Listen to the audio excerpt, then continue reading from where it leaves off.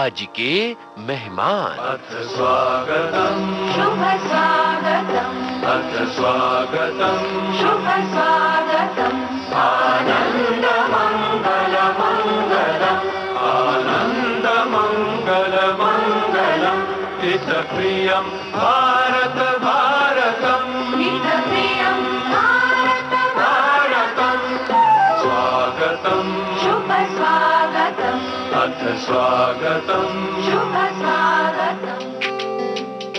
आज के मेहमान इस कार्यक्रम में आज हम आपको सुनवा रहे हैं रंगमंच और फिल्म अभिनेत्री गीतांजलि कुलकर्णी से रेणु चतुर्वेदी की बातचीत का भाग दूसरा और अंतिम।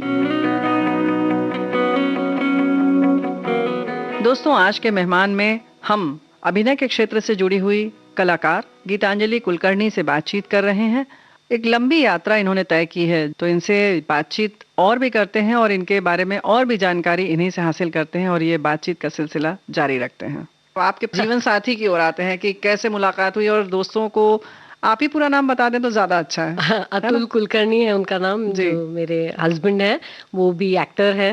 और हमारी मुलाकात नेशनल स्कूल ऑफ ड्रामा में हुई। एनएसडी खुद एक आइलैंड है, तो आप मैंने जैसे कि बताया कि सुबह 8 से लेकर रात को 8 तक आप काम करते हो, तो अपनी क्लास में अलग अलग लोग होते हैं, तो शाम को आपको लगता है कि कोई और मिले ना, और लोगों से आप मिलो। तो हमारा एक ग्रुप था जो एनएसडी के ही लोग थे हम, लेकिन हम सब मराठी भाषी थे। तो आप जब आपके घर से दूर जाते हो तो आप सब एक हो जाते हो, ऐसा हो गया था। तो हम सब 8 बजे के बाद आफ्टर डिनर मिलते थे और कुछ मराठी साहित्य पढ़ते थे। तब हमारी मुलाकात हुई, और तब मतलब अतुल की जो क्वालिटीज हैं कि वो सबको, he was the person who was to lead us, कि चलो चलते हैं, कॉफी पीने जाते हैं, ये पढ़ते हैं, वो पढ़ते हैं। तो वो बात उनकी बहुत अच्छी लगी मुझे और उस तरह प्यार हो गया। तो ये अच्छा लगा कि कुछ पढ़ते हैं, लेकिन एक्टिंग भी बहुत जबरदस्त है अतुल कुलकर्णी जी की। हाँ, तब एक्टिंग के बारे में इतना ज्यादा पता नहीं था, क्योंकि तब एक्चुअली नाटक हम जो करते थे तो उसमें काम तो वो अच्छा ही करते थे हमेशा, लेकिन उससे ज्यादा मुझे उनकी जो बाकी की क्वालिटीज थी ना, जो सबको वो साथ लेके चलते थे। हमारा जो ग्रुप था उसमें एक मतलब he had a quality of a leader, and which I really liked a lot, क्योंकि मुझे लगता था कि ऐसे ये जो क्वालिटीज शायद मुझ में नहीं है, क्योंकि मैं बहुत तब, अभी तो काफी मैं डरती नहीं हूँ, लेकिन तब मैं बहुत डरती थी। क्योंकि I was just 20 years old, और यहाँ से दिल्ली जाना। हाँ, और मैंने जैसे बताया कि मैं घर वालों से झगड़ा करके गई थी, तो मुझे समझ में नहीं आ रहा था कि मैं सही कर रही हूँ गलत कर रही हूँ। तब ही गाइडेड मी अ लॉट, और उनकी बहुत मदद हुई मुझे। वो काफी मेरे से 8 साल बड़े हैं। अच्छा। तो उसके वजह से हाँ, एक मुझे लगता है maybe I was seeing a father figure sort of a thing. तो he help me a lot, and of course he guided me a lot. He was बहुत ज्यादा एक्सपीरियंस है मेरे से ज्यादा, तो उन्होंने एनएसडी में मुझे बहुत एक्टिंग के भी बहुत अच्छे लेसन्स दिए। इन द सेंस वो मेरे स्पीच पे काम करते थे, मुझे बताते थे कि किस तरह वॉइस पे काम करना है। तो मुझे उन्होंने बहुत ही मदद की एनएसडी में। तो उसके वजह से आपको एक जो आपका बंधन बन जाता है, वो वहीं पे हो गया था। क्या बात है। यहाँ पर फिर से घर वालों की बात हो रही है, तो हम ये जानना चाहते हैं कि गीतांजलि आप कहाँ से हैं? मैं बम्बई से हूँ, और मेरी परवरिश पूरी पवई में हुई, आईआईटी पवई में। वहीं पे स्कूलिंग केंद्रीय विद्यालय में पढ़ी हूँ। फिर बाद में रुइया कॉलेज में मैंने ग्रेजुएशन किया इकोनॉमिक्स में, और फिर बाद में मैं 20 साल की थी तब मैं एनएसडी चली गई। अच्छा, ये तो हो गई कि आपने कहा कि अतुल कुलकर्णी जी आपको गाइड करते थे, लेकिन जब पति बन जाते हैं और तब गाइड करते हैं तो वो अच्छा नहीं लगता है। बिल्कुल अच्छा नहीं लगता है। फिर कैसे? अब झगड़ती हूँ। वही कि हम बहुत ही अलग किस्म के इंसान हैं अभी, मतलब, लेकिन थैंकफुली ये हमारी दोस्ती बहुत अच्छी हो गई है 3 सालों में, और उसके बाद भी। तो अगर भी हम नॉट नेसेसरीली, ऐसा नहीं है कि वो जो कहते हैं उसको मैं मानती हूँ या मैं जो कहती हूँ उसको वो मानते हैं, और अच्छा हेल्दी डिस्कशन होता है, झगड़े भी काफी होते हैं। तो चलिए यहाँ पर एक गीत सुन लेते हैं ना। हाँ, चाहे झगड़े वाला आप सुन लें, चाहे कोई रोमांटिक गाना आप फरमाइश कर रहे हैं। क्या याद आ रहा है आपको, या आपने अतुल जी के साथ कुछ गाना वाना गाया होगा? अतुल बिल्कुल नहीं गाते हैं। लेकिन अतुल को एक ही गाना आता है जो ठीक ठाक गा लेते हैं, वो हम सुन सकते हैं। वो है बालिका बधू का गाना, ये नदिया। क्या बात है। मुझे लगता है जिनको गाना नहीं आता है वो सब लोग यही गाना गाते हैं। सीधा साधा सरल सा गाना। तो अभी तो आप एक लाइन गाएंगी। बड़े अच्छे लगते हैं ये धरती, ये नदियाँ, ये रहना। और तुम बड़े अच्छे लगते हैं ये धरती, ये नदियाँ, ये रहना। और तुम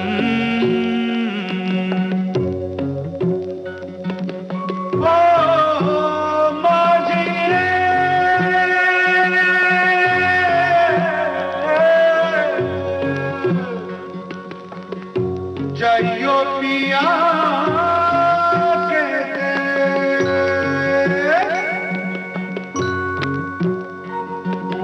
हम तुम कितने पास हैं, कितनी दूर हैं चांद सितारे। सच पूछो तो मन को झूठे लगते हैं ये सारे। हम तुम कितने पास हैं, कितने दूर हैं चांद सितारे। सच पूछो तो मन को झूठे लगते हैं ये सारे, मगर सच्चे लगते हैं ये धरती, ये नदियाँ, ये रहना। और तुम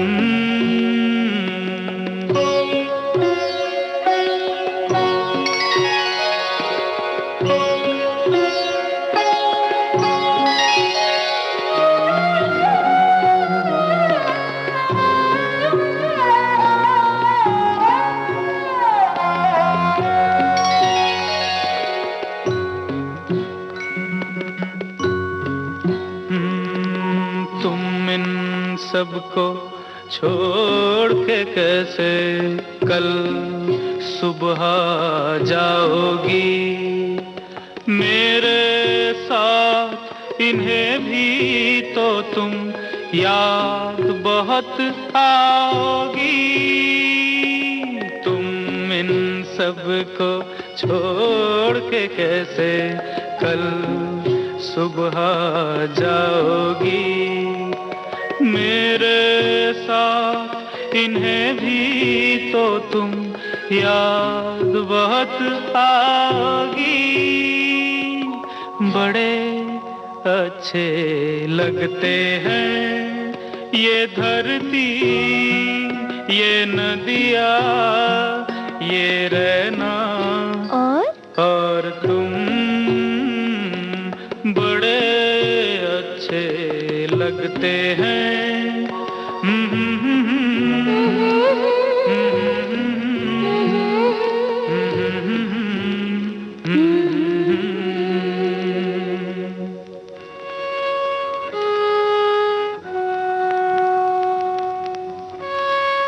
दोस्तों, इस गीत के बाद हम फिर हाजिर हैं और हमारी मेहमान हैं आज गीतांजलि जी।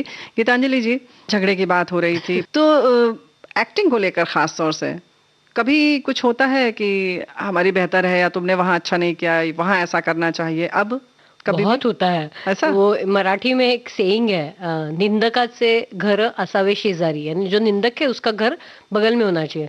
हमने घर में ही निंदक रखे हुए हैं। हम दोनों एक दूसरे को बहुत क्रिटिसाइज करते हैं। अच्छा। और I think that is very good. मुझे लगता है कि क्योंकि अपने लोग ही अगर अपने को नहीं बताएंगे तो कौन बताएगा। तो एक अतुल ने मतलब मुझे एक चीज बताई थी जब मैंने फिल्मों में काम करना शुरू किया, तो उन्होंने कहा कि अगर पीठ भी हो कैमरा के तभी भी कैरेक्टर नहीं छोड़ना है। तो ये उन्होंने जो बात की थी वो आज तक मुझे याद है। क्या बात है। या मैंने भी उनको कहा था नटरंग, तो नटरंग करते समय वो जो एक बॉडी बिल्डर होता है वो एक पैंजी कैरेक्टर बन जाता है। तो मैंने उनको कहा था कि अगर आप जब पैंजी कैरेक्टर कर रहे हो तो अतुल इज ना वेरी क्या कहते हैं ना, मैस्कुलिनिटी बहुत है उनमें। तो मैं उनको टफ है। तो मैंने कहा कि वो एक जो क्या कहते हैं वो एक फेमिनाइन जो चीज है वो अंदर रखना जब आप पैंजी कैरेक्टर करते हो, जो मन में रखना वो, क्योंकि आप इतने स्ट्रांग हो या आप खुद को एक मतलब एक हाँ, वो चेहरे पर है उनके, हाँ, तो व्यक्तित्व आप में है वो पूरा। करना, and I think he did it very well in Natrang, जी। क्योंकि वो जो फेमिनाइन क्वालिटी वो उन्होंने लाई अपने मुश्किल काम है सोल में। लेकिन। हाँ, और वो पैंसी कैरेक्टर में इस समय वो करते समय बहुत ही, मतलब मैंने जब देखा तो मुझे मतलब आंखों में आंसू आ गए थे, क्योंकि जिस तरह से उन्होंने ना एज इफ की he has shed off all his clothes and he is standing like that, he is so vulnerable। तो बहुत ही सुंदर कैरेक्टर निभाया है उन्होंने नटरंग में। नटरंग एक मराठी फिल्म है जो तमाशा, ये जो आर्ट फॉर्म है उसके ऊपर आधारित है, उसकी कहानी है। उसमें एक नाचा करके कैरेक्टर होता है जो पैंसी कैरेक्टर होता है, जी। उसके लाइफ में क्या क्या होता है उसके बारे में वो कहानी है। बहुत ही सुंदर फिल्म है बहुत और हिट उसको फिल्म बहुत अवार्ड्स मिले उस फिल्म को, बहुत बॉक्स ऑफिस पे बहुत हिट हुई। लोगों को आज भी 10-15 साल हुए हैं उस फिल्म को जी, जी। मतलब रिलीज हुए, तभी भी आज भी लोग उसके बारे में बात करते हैं। तो चलिए, ये बहुत अच्छी बात है कि निंदक नियरे राखिए तो कहते ही हैं, तो चलिए आपने घर में रखा है, लेकिन निंदक जो सही मायने में कहा गया है कि हाँ क्यों रखा जाए, वो सार्थक है, ये बहुत अच्छी बात है। नहीं तो आमतौर पर वो फिर वो झगड़े में ही तब्दील हो जाती है चीजें। फिल्मों की बात करें तो फिल्म कैसे मिली और कैसा लगा आपको करने के बाद? पहले तो मिली कैसे, कैसे आप फिल्मों में आई?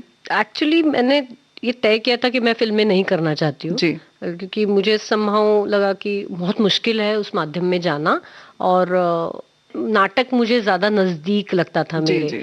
आज भी वैसे ही है, वैसे कहा जाए तो, लेकिन फॉर्चुनेटली मिल गई एक फिल्म जो कोर्ट नाम की फिल्म है, और उसका जो प्रोसेस था वो बहुत अलग था। चैतन्य तामाणे जो हमारे राइटर डायरेक्टर थे, उन्होंने 6 महीने उसके वर्कशॉप्स लिए। अच्छा। सिलेक्शन प्रोसेस भी 6 महीने चला। हाँ। और उसके बाद हमको उन्होंने फाइनल किया।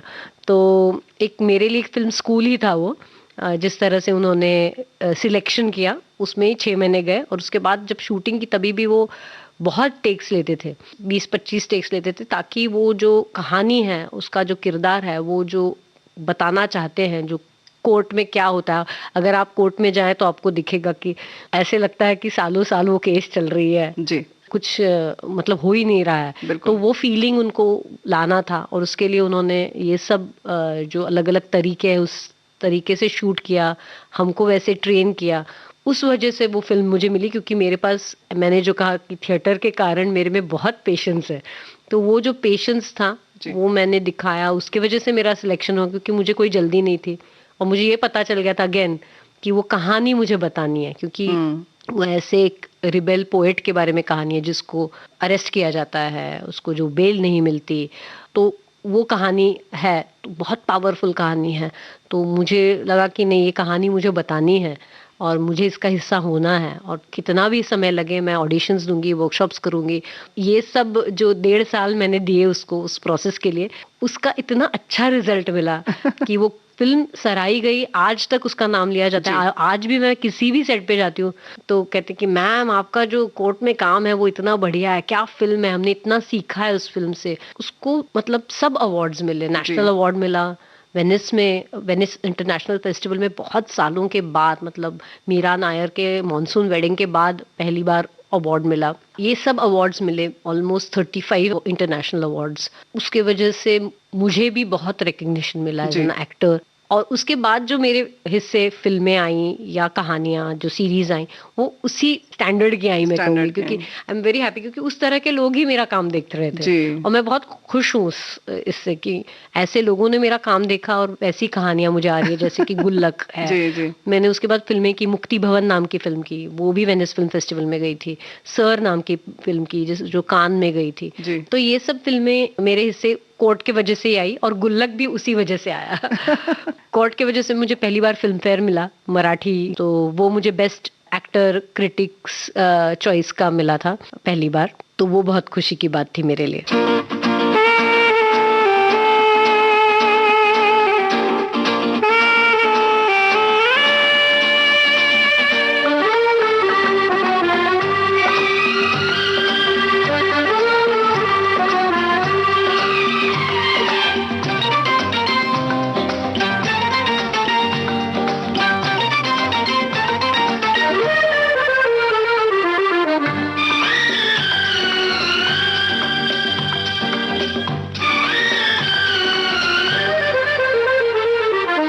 खुशियाँ ही खुशियाँ हो दामन में जिसके खुशियाँ ही खुशियाँ हो, दामन में जिसके क्यों न खुशी से वो दीवाना हो जाए।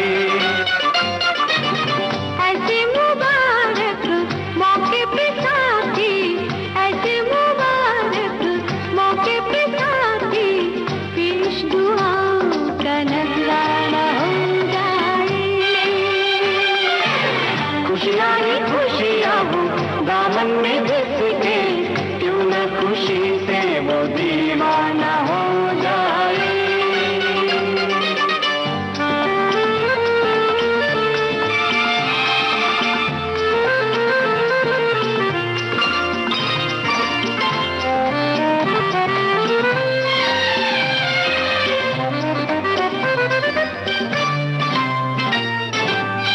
देश समझा हमको जमाना, शुक्र करो कि समझ तो गया, संग रहने का ख्वाब सुहाना, बन के हकीकत सच तो गया।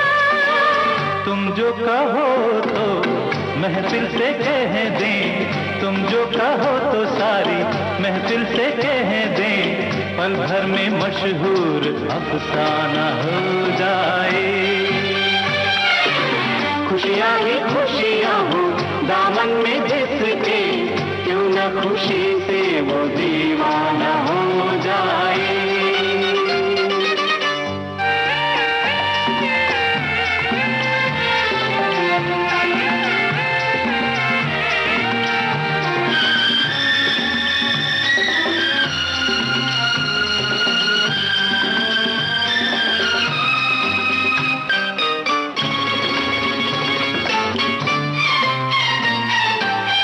कोई क्या जाने हमने क्या क्या खेल रचाए तुम्हारे लिए, हम भी कैसी मंजिल छोड़ के आए तुम्हारे लिए।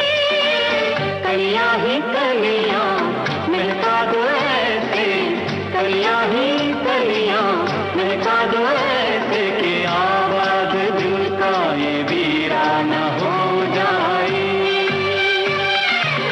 खुशियाँ ही खुशियाँ हो, दामन में जिसके क्यों न खुशी से वो दीवाना हो जाए।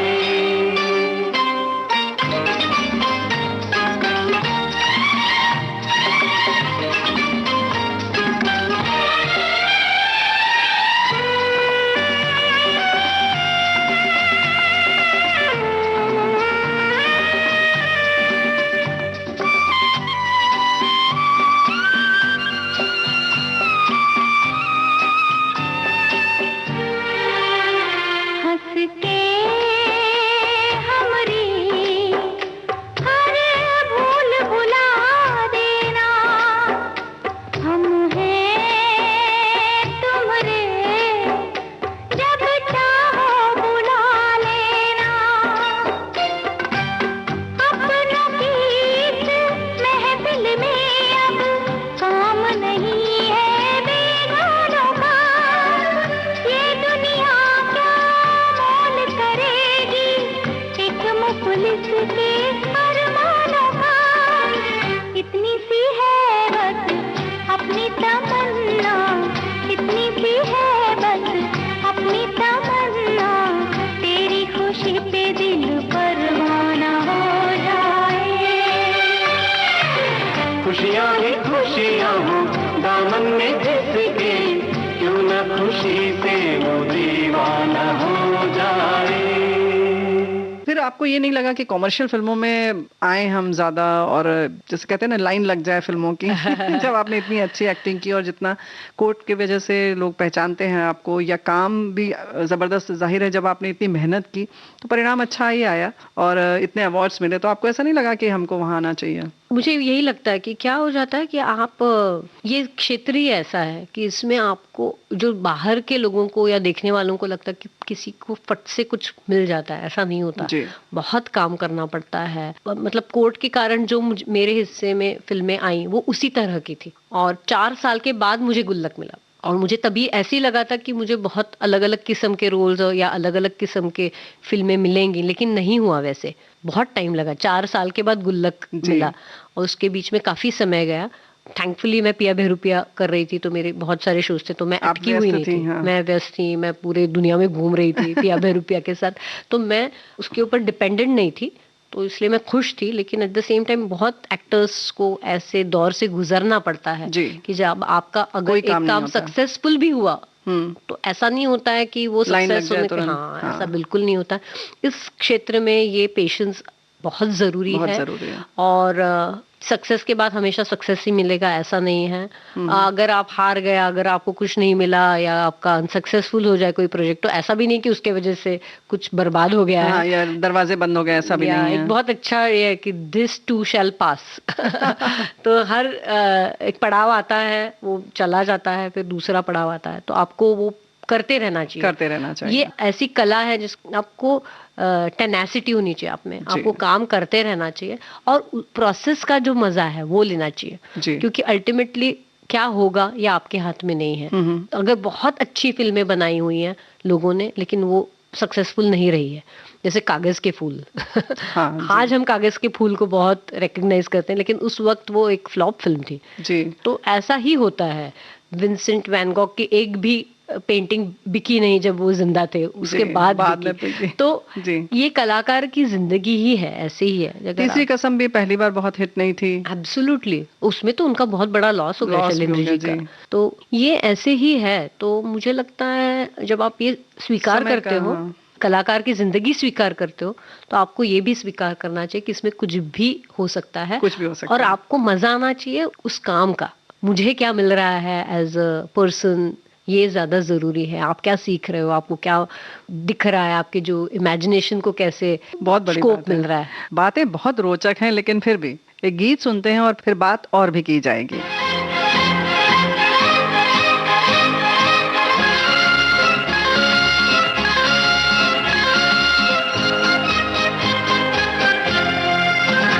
जिंदगी एक सफर है सुहाना, यहाँ कल क्या हो किसने जाना।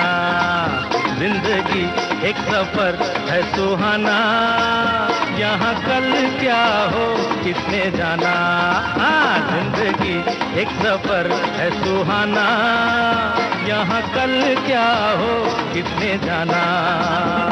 अरे ओले ओले ओ, ओले ओले ओ, ओले ओले ओ, ओले ओले ओ, ओले ओले ओ, ओले ओले ओ, ओले ओले ओ, ओले ओले ओ।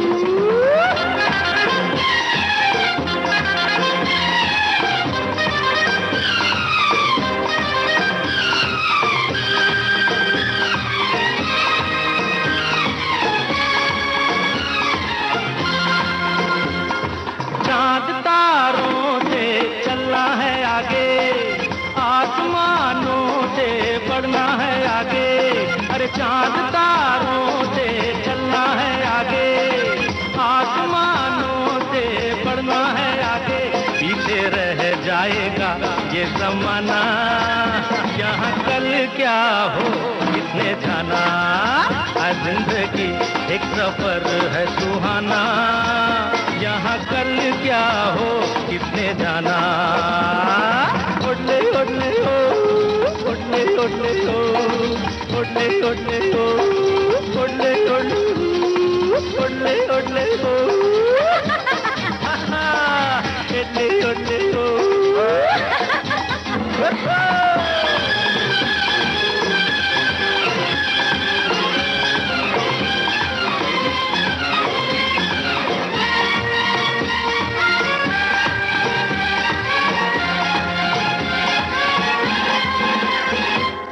हंसते गाते जहाँ से गुजर, दुनिया की तू परवाह न कर। हंसते गाते जहाँ से गुजर, दुनिया की तू परवाह न कर। मुस्कुराते हुए दिन बिताना, यहाँ कल क्या हो किसने जाना। जिंदगी एक सफर है सुहाना, यहाँ कल क्या हो किसने जाना। ओडले ओडले हो,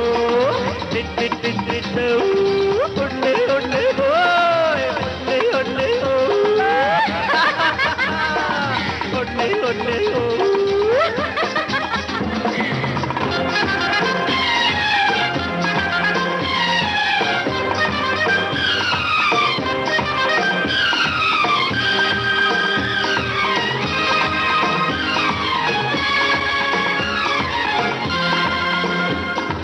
मौत आनी है आएगी एक दिन, जान जानी है जाएगी एक दिन।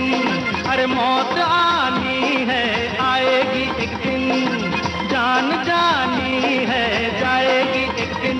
ऐसी बातों से क्या घबराना, यहाँ कल क्या हो किसने जाना। जिंदगी एक सफर है सुहाना, यहाँ कल क्या हो किसने जाना।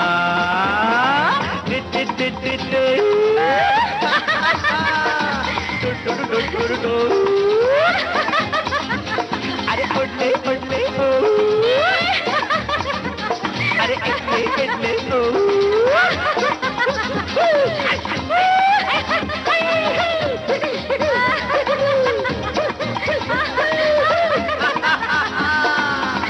दोस्तों, हमारी आज की मेहमान है गीतांजलि कुलकर्णी। सीखने की बात आप कर रही हैं, तो मराठी भाषी होने के बाद हिंदी इतना अच्छा बोल लेती हैं, उसके लिए आपने क्या किया? इसका पूरा क्रेडिट जाता है एक तो नेशनल स्कूल ऑफ ड्रामा, जहाँ पे हमारी डिक्शन की क्लासेस होती थी। हमारे क्लासमेट्स जो काफी हिंदी भाषी थे, उनसे बात करने की वजह से वो जो साउंड होता है वो फेमिलियर था। और तीसरी बहुत ही गुल्लक के वजह से जो मुझे अपॉर्चुनिटी मिली, मैंने ये कोशिश की थी कि कोर्ट के बाद मुझे मराठी बैकग्राउंड की जो किरदार है वो ना मिले, या मिले तो भी मैं ना कहूँ, वो उतनी मैं ताकत अपने में पैदा करने की कोशिश कर रही थी। एंड थैंकफुली गुल्लक मुझे ऑफर हुई, और तब मैंने निखिल जो हमारे उस समय के राइटर थे फर्स्ट सीजन के, बाकायदा उनके रिकॉर्डिंग्स में लेती थी, मैं उनको फॉलो करती थी, मेरे रिकॉर्डिंग्स उनको भेजती थी और वो बोलते थे कि नहीं इसमें ये एक्सेंट सही नहीं आ रहा है, इसमें ये एक्सेंट सही नहीं आ रहा है। एंड मैं 10 दिन रिहर्सल की मैंने, और तब जब उन्होंने कहा कि हाँ अभी नाउ वी आर सेटिस्फाइड, कि हमको नहीं लग रहा, क्योंकि गुल्लक में एक पर्टिकुलर एक्सेंट भी है, ऐसा नहीं है कि जैसे ताजमहल 1989 मैंने की है, वो लखनऊ की ही है सरिता जो है, लेकिन उसमें एक्सेंट नहीं है, खड़ी हिंदी है, लेकिन गुल्लक में एक एक्सेंट है और एक स्टाइल है बोलने का जो बहुत जरूरी है उस पात्र के लिए, उसका जो फ्लेवर है वो आने के लिए। तो वो मैंने प्रैक्टिस करके किया, और गुल्लक की वजह से मुझे ये अपॉर्चुनिटी मिली। And I am very happy कि मुझे ऐसे मैसेजेस आते हैं जिसमें वो बताते हैं कि हमको लगा ही नहीं कि आप महाराष्ट्र क्योंकि लोगों ने देखा और कि कौन है ये एक्टर, फिर ढूंढा, फिर गीतांजलि कुलकर्णी, कुलकर्णी नाम तो हिंदी भाषी का नहीं लगता है, फिर उन्होंने सर्च किया अरे ये महाराष्ट्रियन। तो इतने मैसेजेस आज भी आते हैं और मुझे इतनी खुशी होती है इस बात की, क्योंकि मेरे जो आइडियल्स रहे हैं, जैसे मैंने कहा कि पैरेलल सिनेमा मैंने जब देखा कि मैंने नसीर जी को देखा है कथा सई परांजपे की जो फिल्म है उसमें मराठी पात्र करते हुए, या मैंने स्मिता पाटिल को देखा है गुजराती जो मिर्च मसाला में उनका पात्र। तो ऐसे मैंने फिल्में देखी हैं, ऐसे एक्टर्स को देखा, तो मेरे आइडियल्स वो हैं, तो मैं वैसे बनना चाहती हूँ, मैं वैसा काम करना चाहती हूँ। सीखने का जो जज्बा है आपका वो काबिल तारीफ है, वाकई बहुत बड़ी बात है। तो गीतांजलि जी, यहाँ पर एक गीत हम सुनते हुए आगे बढ़े, कौन सा? ये रात ये चांदनी फिर कहाँ,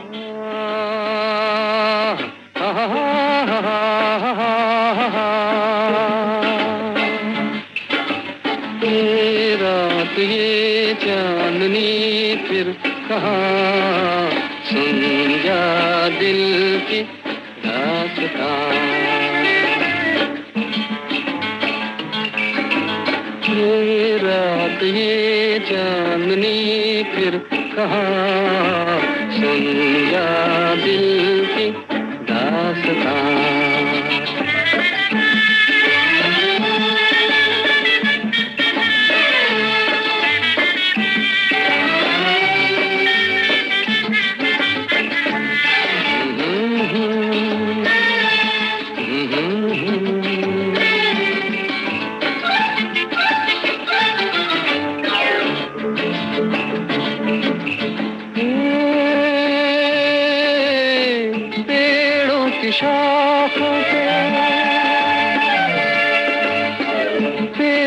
की शाखों पे सोई सोई चांदनी, पेड़ों की शाखों पे तेरे ख्यालों में खोई खोई चांदनी, और थोड़ी देर में थक लौट जाएगी रात ये बहार की, फिर कभी न आएगी। दो एक पल और है ये समा, सुन जा दिल की दास्तां।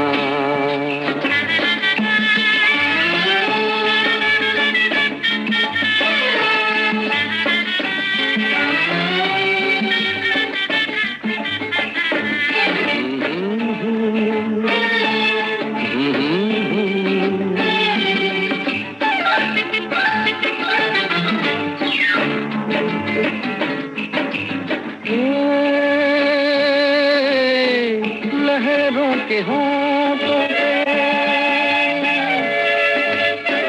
लहरों के होठों पे धीमा धीमा राग है, लहरों के होठों पे भीगी हवा में ठंडी ठंडी आग है। इस हसीन आग में तू भी जल के देख ले, जिंदगी के गीत की धुन बदल के देख ले। खुलने दे अब धड़कनों की ज़बान, सुन जा दिल की दास्तां।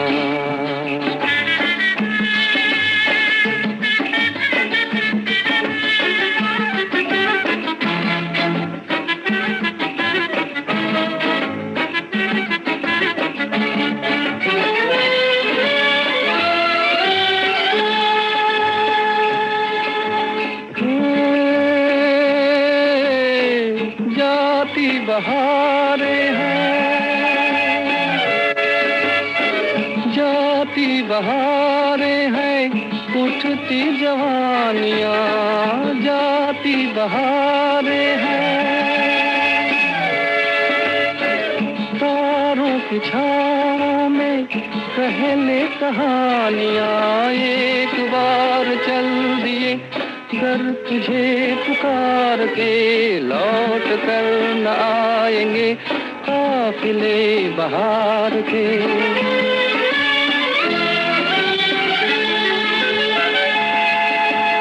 एक बार चल दिए घर तुझे पुकार के लौट कर न आएंगे काफिले बहार के। आजा अभी जिंदगी है जवां, सुन जा दिल की दास्तां। ये रात ये चांदनी फिर कहाँ, सुन जा दिल की दास्तां, दास्तां, दास्तां।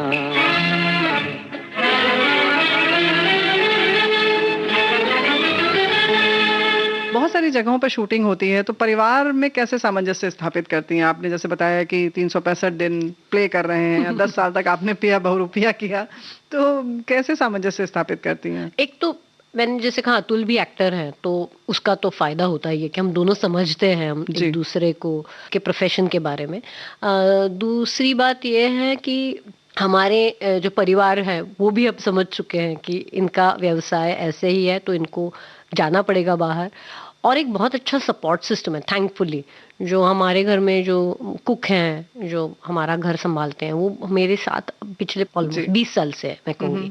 तो हमारा एक वो पूरा एक सेटअप बन गया है, जिसकी वजह से मैं और अतुल हम लोग एडजस्ट कर पाते हैं। और एक चीज़ है जो हमने तय की बिकॉज ऑफ आवर प्रोफेशन, कि हमने तय किया कि हम बच्चे नहीं करेंगे जी। तो वो भी एक उसकी वजह से भी थोड़ा आसानी हो जाती है क्योंकि अगर आई एम श्योर बच्चे होते तो हम ये नहीं कर पाते काम। हाँ करते, लेकिन थोड़ा सा ब्रेक लगता बीच में, कुछ मन कहीं और रहता, काम कुछ और कर रहे होते। लेकिन ये हमने डिसाइड किया क्योंकि आपको कुछ डिसीजंस लेने पड़ते हैं जिंदगी में कि जिसके वजह से आपको क्या प्रायोरिटी देनी उस हिसाब से।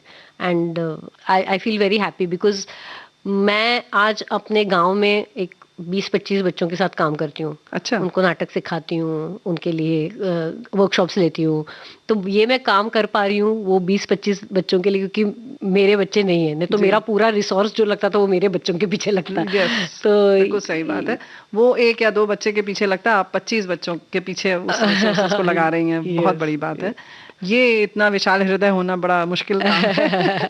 किस, आपने जैसे कहा कि गांव में कर रही हैं, तो आप तो मुंबई में हैं, कैसे आपने उसका चयन किया या कैसे इस तरह से आपने काम किया? क्या हुआ कि जब मैं और अतुल काम कर रहे थे नाटकों में, फिल्मों में, तो हमको लगा कि ये हमारी हॉबी जो है वो अब हमारा प्रोफेशन बन गई है जी। और ये प्रोफेशन ऐसा है कि आप हमेशा पार्टीज में जा सकते हो, आपको उसी किस्म के लोग दिखते हैं, वही किस्म के लोग, हमेशा ये काम मिला, वही वो काम बातें, मिला, वही बातें।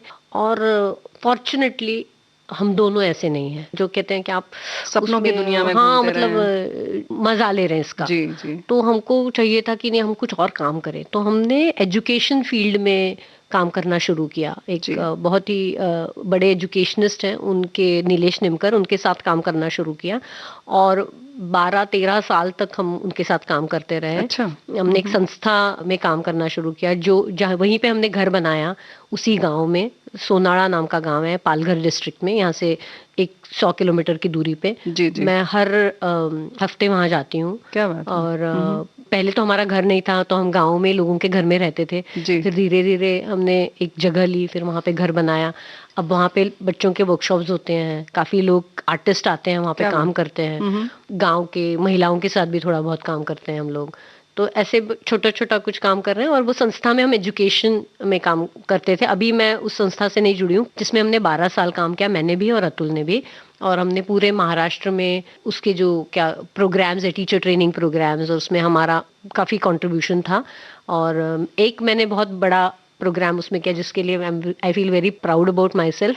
उसका नाम था गोष्ट रंग, जिसमें हम बच्चों के लिए नाटक तैयार करते थे। अच्छा। और 100 शोज होते थे उसके आदिवासी स्कूल्स में। अरे वाह। और अभी भी वो कार्यक्रम चल रहा है। मैं अब उसका भाग नहीं हूँ। मैंने 5 साल वो उसके लिए फंड्स क्रिएट किए, लोगों को बुलाया, बच्चों को सिखाया, यंग एक्टर्स को सिखाया, उनको फेलोशिप दी, उन्होंने शोज किए।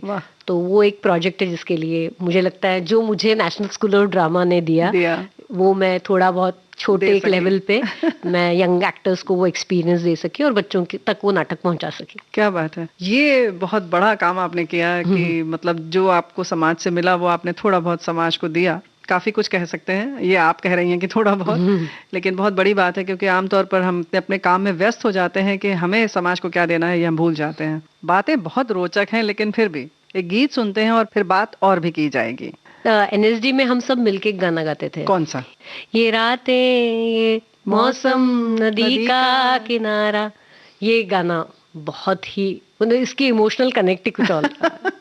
ये रातें, ये मौसम, नदी का किनारा, ये चंचल हवा,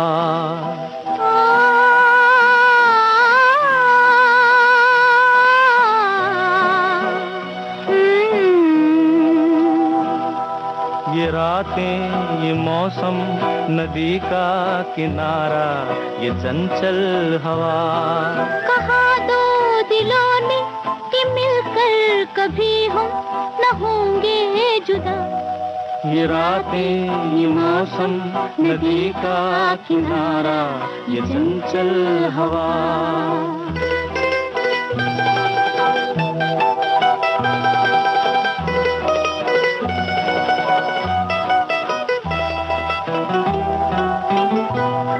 ये क्या बात है आज की चांदनी में,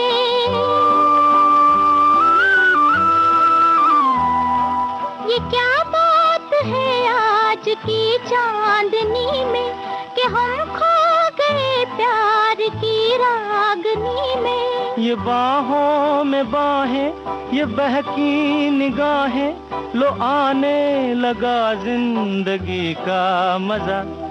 ये रातें, ये मौसम, नदी का किनारा, ये चंचल हवा।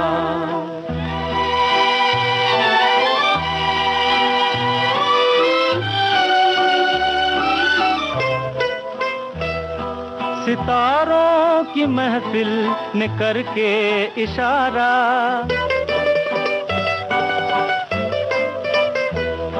सितारों की महफिल ने करके इशारा, कहा अब तो सारा जहां है तुम्हारा। मोहब्बत जवा हो, खुला आसमां हो, करे कोई दिल आरज़ू और क्या। ये रातें, ये मौसम, नदी का किनारा, ये चंचल हवा।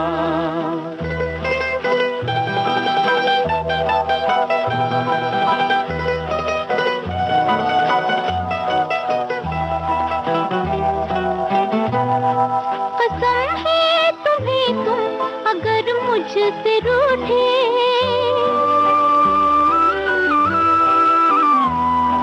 कसम है तुम्हें तुम अगर मुझसे रूठे, रहे सांस जब तक ये बंधन न टूटे। तुम्हें दिल दिया है, ये वादा किया है, सनम मैं तुम्हारी रहूंगी सदा। ये रातें, ये मौसम, नदी का किनारा, ये चंचल हवा।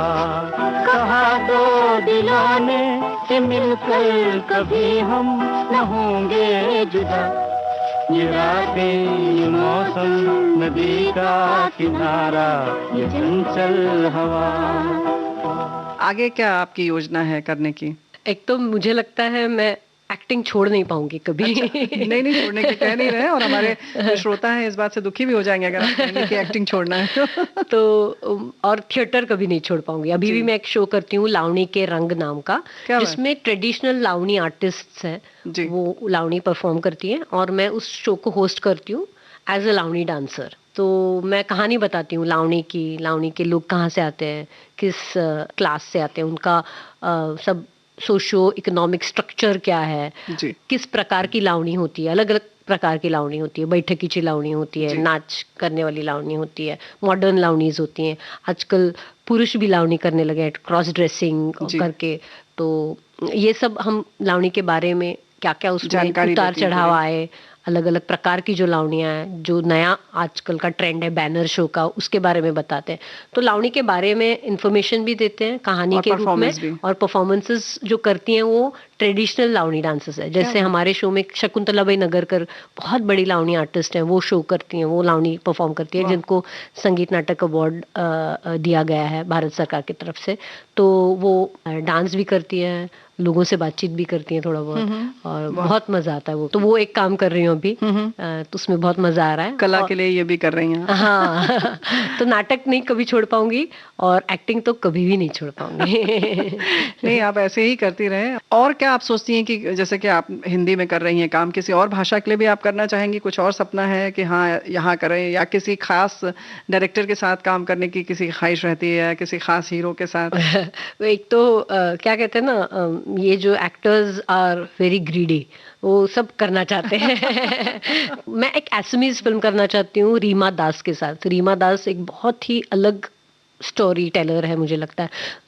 बुलबुल कैन सिंग, विलेज रॉकस्टार, ये उनकी फिल्में हैं जिसको नेशनल अवार्ड मिले हैं, इंटरनेशनल अवार्ड्स भी मिले। उनका जो कहानी बताने का तरीका है वो बहुत अलग है, तो मैं उनके साथ काम करना चाहती हूँ। ये मेरी बहुत ही ख्वाहिश है। और मैं इंटरनेशनल काम करना चाहती हूँ।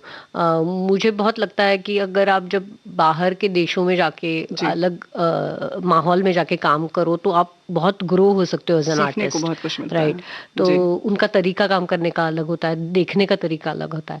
तो मुझे वो भी एक इच्छा है कि मैं ऐसा कुछ काम कर सकूं। तो ये बात बिल्कुल सही है कि कलाकार जो है उसके में कहीं ना कहीं लालच रहती है, और कला सीखने के लिए और ख़ास तौर से कुछ भी सीखने की अगर लालसा है तो ये तो बड़ी अच्छी बात है, काबिल तारीफ है। और बहुत अलग तरीके की आपकी सोच है और बहुत अलग तरीके की आपकी रुचि है।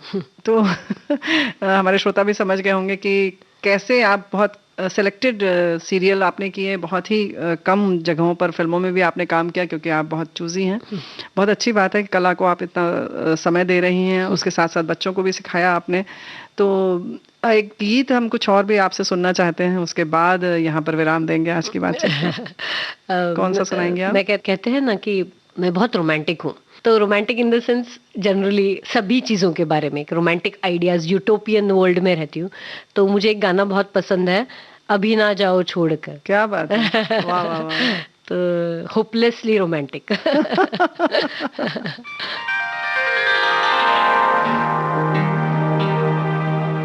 अभी न जाओ छोड़ कर कि दिल अभी भरा नहीं, अभी ना जाओ छोड़ कर कि दिल अभी भरा नहीं।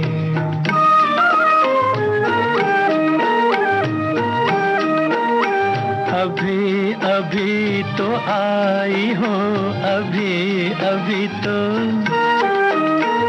अभी अभी तो आई हो, बहार बन के छाई हो। हवा जरा महक तो ले, नजर जरा बहक तो ले, ये शाम ढल तो ले जरा, ये शाम ढल तो ले जरा, ये दिल संभल तो ले जरा। मैं थोड़ी देर जी तो लूं, नशे के घूंट भी तो लूं, नशे के घूंट पी तो लूं। अभी तो कुछ कहा नहीं, अभी तो कुछ सुना नहीं, अभी ना जाओ छोड़ कर के दिल अभी भरा नहीं।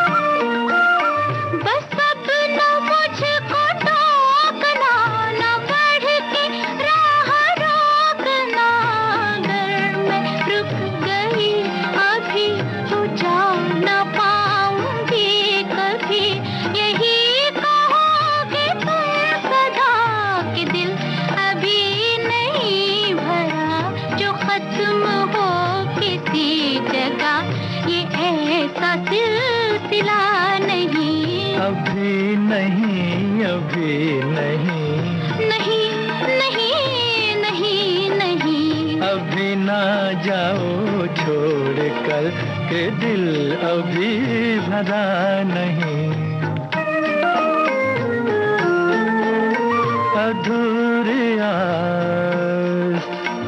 अधूरी आस छोड़ के, अधूरी प्यास छोड़ के जो रोज यूं ही जाओगी तो किस तरह निभाओगी कि जिंदगी की राह में जवां दिलों की चाह में कई मकाम आएंगे जो हमको आजमाएंगे। बुरा ना मानो बात का, ये प्यार है गिला नहीं। हाँ, यही कहोगे तुम सदा कि दिल अभी भरा नहीं। हाँ, दिल अभी भरा नहीं। नहीं नहीं नहीं नहीं।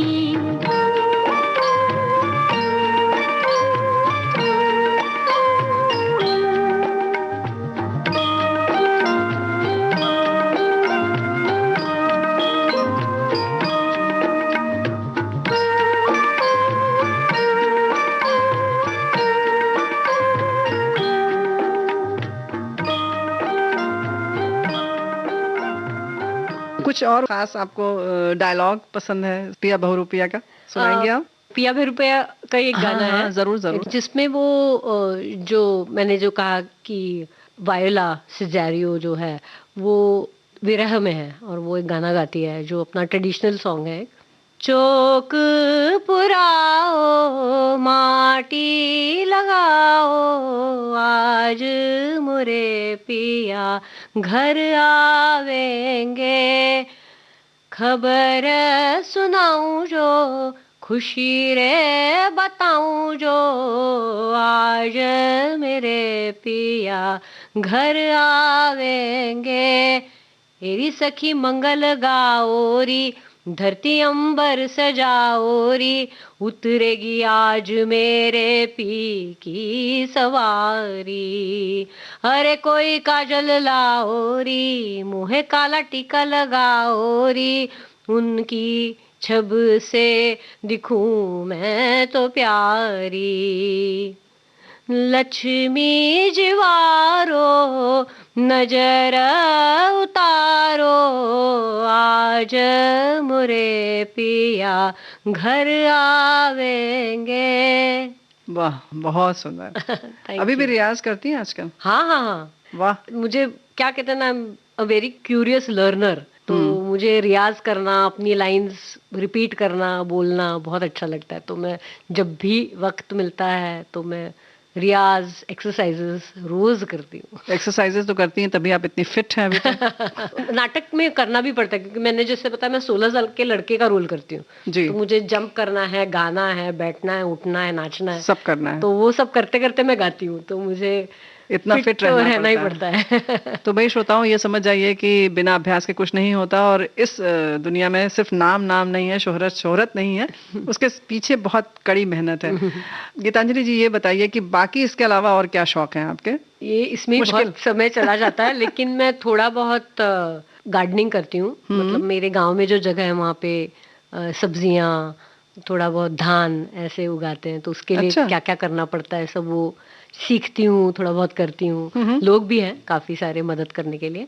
और मुझे एक चीज बहुत अच्छी लगती है जो मेरे लिए बहुत मेडिटेटिव है, वो है साफ सफाई। क्या बात है। मुझे साफ सफाई करना बहुत अच्छा लगता है। तो मैं घर में जब होती हूँ तब एक एक कैबिनेट लेती हूँ, क्लीन करते रहती हूँ। इसमें एक बहुत बड़ी एक ऐसे एज अ जोक मैं बताना चाहूंगी। मैं और मेरी कुक हम एक साफ कर रहे थे एक कैबिनेट, और तभी एक हमारे प्रोड्यूसर है संजय करके, उनका फोन आया, मुक्ति भवन के प्रोड्यूसर हैं, और वो वेनिस पे रेड कारपेट चल रहे थे, और उन्होंने कॉल किया मुझे। अच्छा। और उन्होंने कहा, Geetanjali, we are on the red carpet, Mukti Bhavan is going to be screen now, premiered at Venice. मैंने कहा हाँ हाँ आप जाओ वहाँ पे, मैं यहाँ पे अपना किचन क्लीन कर रही हूँ।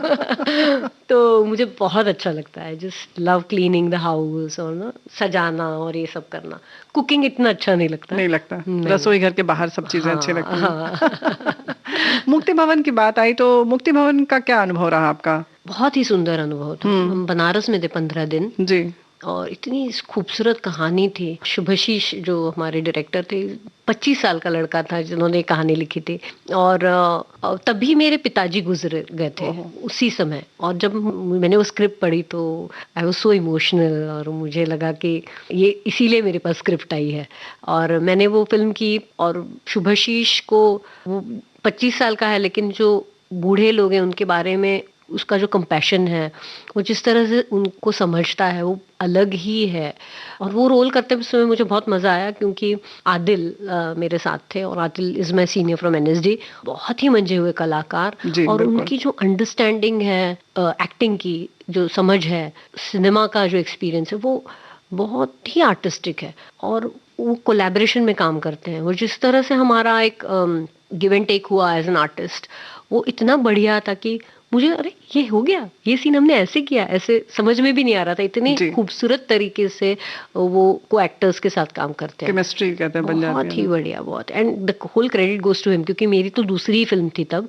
मुझे बहुत सीखने को मिला आदिल से, क्योंकि वो जिस तरह से, वो जो स्पेस होती है, जो शूटिंग का हमारा जो जगह हम तैयार करते हैं, उस वो जो जिस तरह से डील करते हैं ना, कैसे उसके जो डायनेमिक्स है, कहाँ से आना है, कहाँ जाना है, कहाँ बैठना है, किस बीट पे आना है, किस बीट पे खड़े होना है, वो बहुत ही सुंदर तरीके से बताते हैं। आप बराबर सीखने की बात कर रही हैं, खुद बहुत मैच्योर आर्टिस्ट हैं।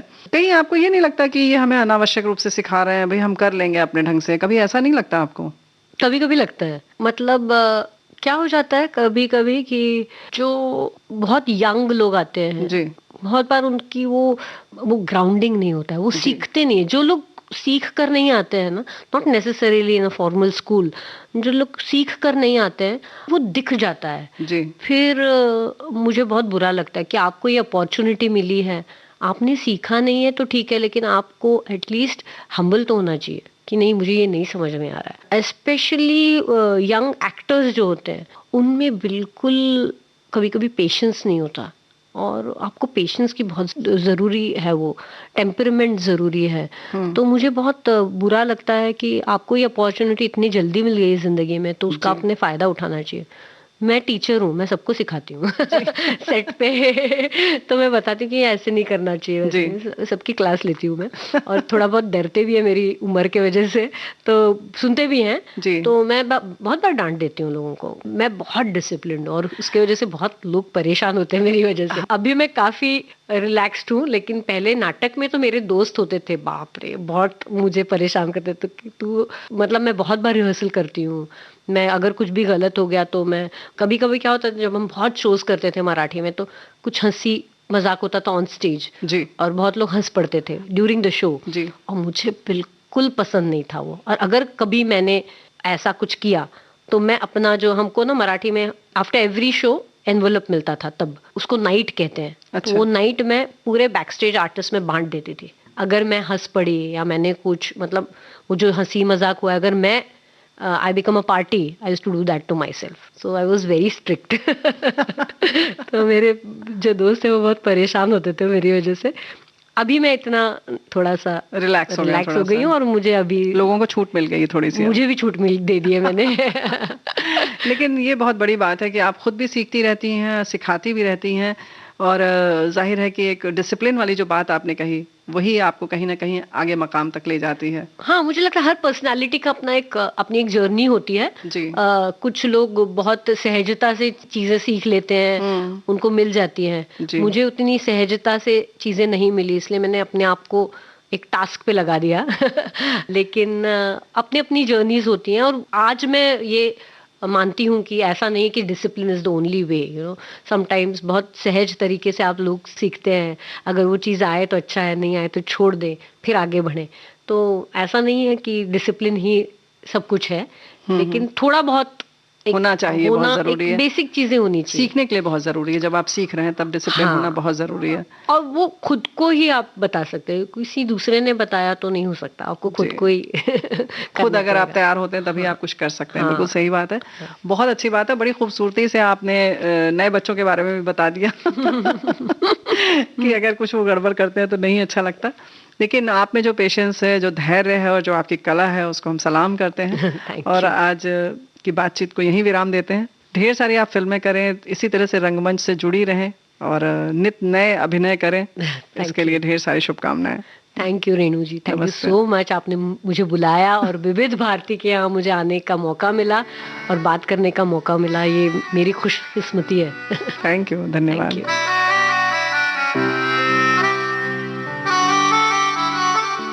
आज के मेहमान इस कार्यक्रम में आप सुन रहे थे रंगमंच और फिल्म अभिनेत्री गीतांजलि कुलकर्णी से रेणु चतुर्वेदी की बातचीत का भाग दूसरा और अंतिम। इस कार्यक्रम में तकनीकी सहयोग विनायक तलवलकर का था, संपादन आकांक्षा सिंह का, और प्रस्तुतकर्ता थे जुबैर खान। आज के मेहमान।